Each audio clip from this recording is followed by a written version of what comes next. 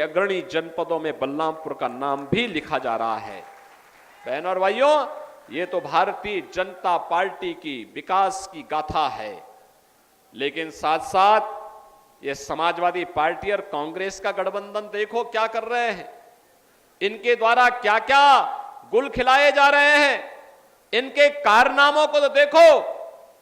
अभी इन्होंने कहा है, जब इनसे पूछा गया कि क्या आपकी जनता के लिए योजना है, तो इन्होंने कहा कि हम एक झटके में गरीबी हटाएंगे। कहा कैसे हटाएंगे? कहा जनता की संपत्ति का सर्वे कराएंगे और सर्वे करा करके जो बाप दादों की कमाई की संपत्ति होगी उस पर विरासत टैक्स लगाएंगे।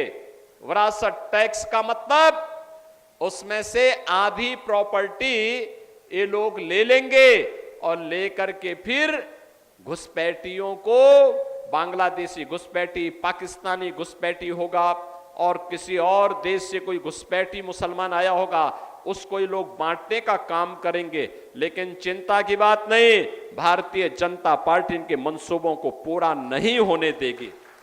बहनों और भाइयों, ये समाजवादी पार्टी के लोगों को पता नहीं क्या हो गया, कांग्रेस के लोगों को पता नहीं क्या हो गया है। इनका ये विरासत टैक्स औरंगजेब का जजिया कर है।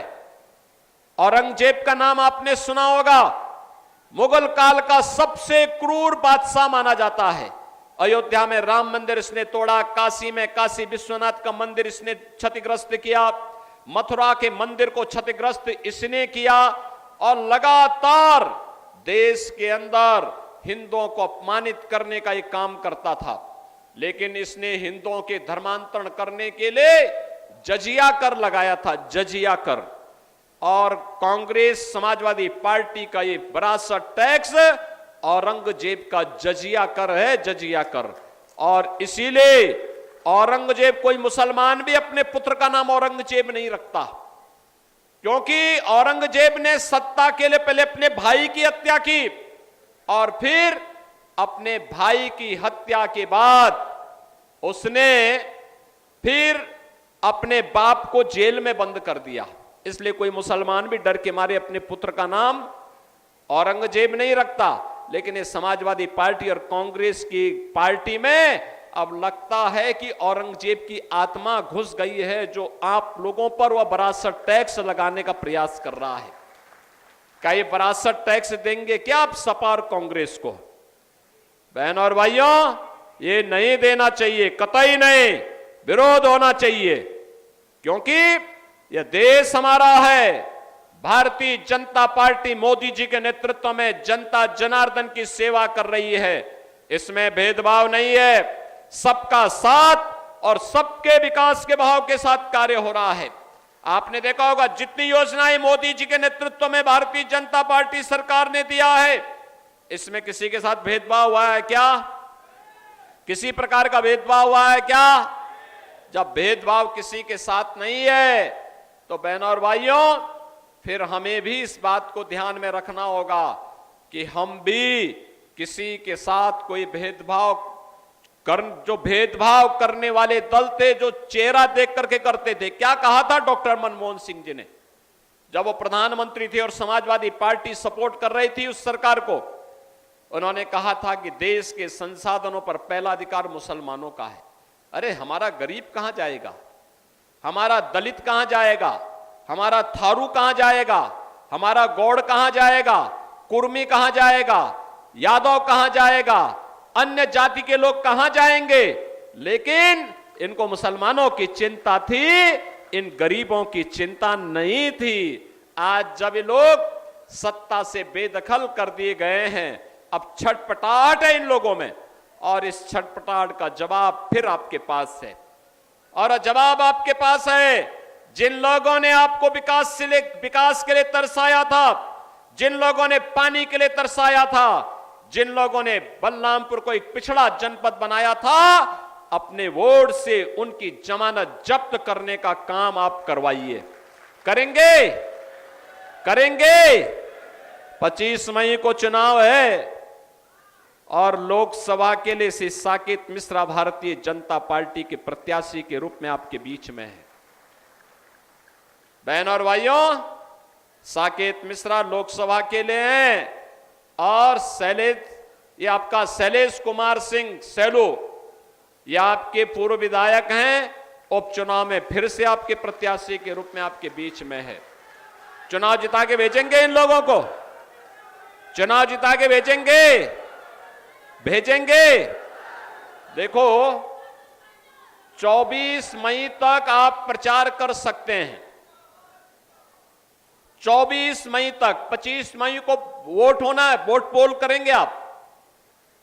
24 मई तक घर घर जाकर के जितने लोग यहां पे आए हैं, पूरी गैसड़ी विधानसभा क्षेत्र में गांव गांव जाकर के इन दोनों प्रत्याशियों के लिए, लोकसभा में भी और विधानसभा में भी, क्या इनको जिताने के लिए हर घर में कमल खिलाने का काम करेंगे? घर घर जाएंगे, मोदी जी का संदेशा घर घर पहुंचाएंगे। एक ही काम करना है, प्रतिदिन जितने लोग आएंगे, जितने लोग यहां हाथ खड़ा करेंगे, वे बात नोट करें पहले। मैं अपील करूंगा कि वे प्रतिदिन 5 घरों में जाएं, घर के हर वयस्क मतदाता के पास जाकर के उससे कहेंगे कि देश की सुरक्षा के लिए, देश के सम्मान के लिए, विकास के लिए, गरीब कल्याण के लिए और आत्मनिर्भर और विकसित भारत के लिए मोदी जी फिर से प्रधानमंत्री बनने चाहिए। बोलेंगे ना? और मोदी जी को प्रधानमंत्री बनाने के लिए साकेत मिश्रा जी जब यहां से सांसद बनेंगे तब यह संभव होगा। बोलेंगे? और विधानसभा में उत्तर प्रदेश में विकास योजनाओं को लाने के लिए शैलेश कुमार सिंह सैलू, ये तो आपके चिर परिचित चेहरे हैं, है ना? तो ये दोनों लोगों को विजयी बनाने का काम करेंगे, घर घर जाएंगे, विजयी बनाने का काम करेंगे। और दूसरा 25 मई को पहले मतदान, फिर और कोई काम। क्या करेंगे? पहले मतदान, पहले जलपान नहीं, पहले मतदान फिर जलपान, तब और काम। ठीक है? ये 5 दिन का समय आप देश के लिए दीजिए, कमल खिलाने के लिए दीजिए। आपको आत्मनिर्भर और विकसित भारत का निर्माण मोदी जी बना करके देंगे। सहमत हैं? सभी लोग सहमत हैं? जहां तक मेरी आवाज जा रही है, दोनों हाथ ला करके मेरे सामने बताओ। ये सड़क वाले लोग भी, बाहर भी जितने लोग खड़े हैं, वे सब लोग मुझे बताएं, क्या आप लोग करके दिखाएंगे? करके दिखाएंगे? तो मेरे साथ बोलेंगे, भारत माता की, भारत माता की, भारत माता की जय श्री राम, जय जय श्री राम, जय जय श्री राम।